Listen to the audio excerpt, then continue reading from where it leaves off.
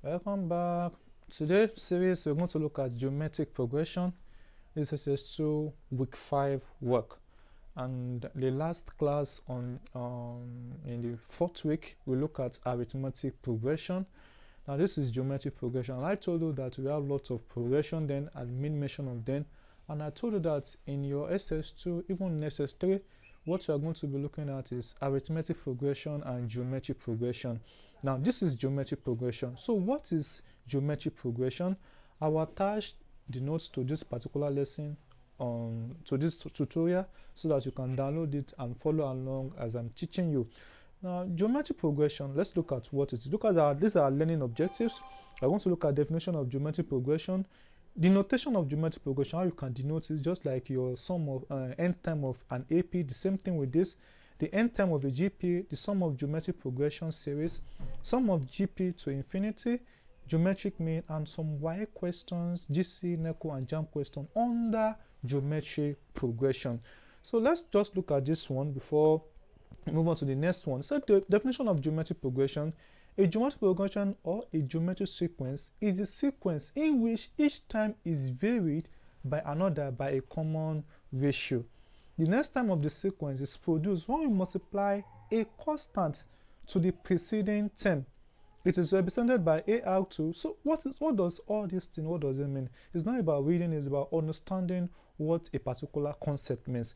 Now let me show you something. When you have a geometric progression, anytime you have that, you multiply the first time by a number, a constant number, you get the second term. Like for example, if I have something like this, if I give you something like that has 3, 6, 12, 24. These are geometric progression, because this one, to get the second time, I multiply 3 times 2, I got 6, 6 times 2, I got 12, 12 times 2, I got 24. So in this term now, this is geometric progression.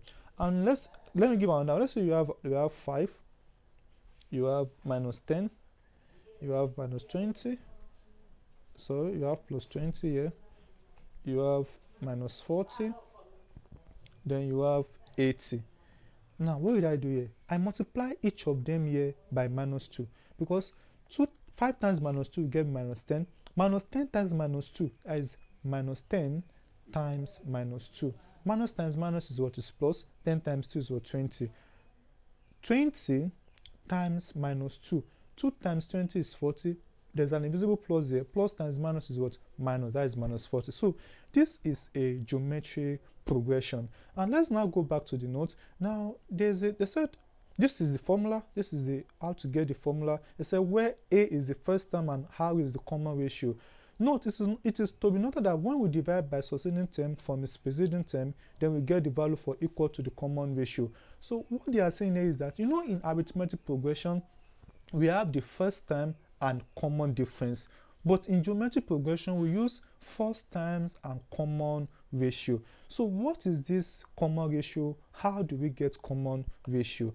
Now, in arithmetic progression, we always divide this. We always subtract the second time by the first term. That's how we get common difference. But in geometric progression, you divide. Now, the first term here, the A here for geometric progression is 3. You know that. Now, if you want to get the common ratio, you divide the second time by the first term or the third time by the second time. It means if I say 6 divided by 3, I will get 2. Or I use 12, either the third time divided by the second time, 12 divided by what? 6, I will get what? I will get 2. I will get 2 also. So this one is called the common ratio. It's R. So the common ratio here, it is what? It is 2.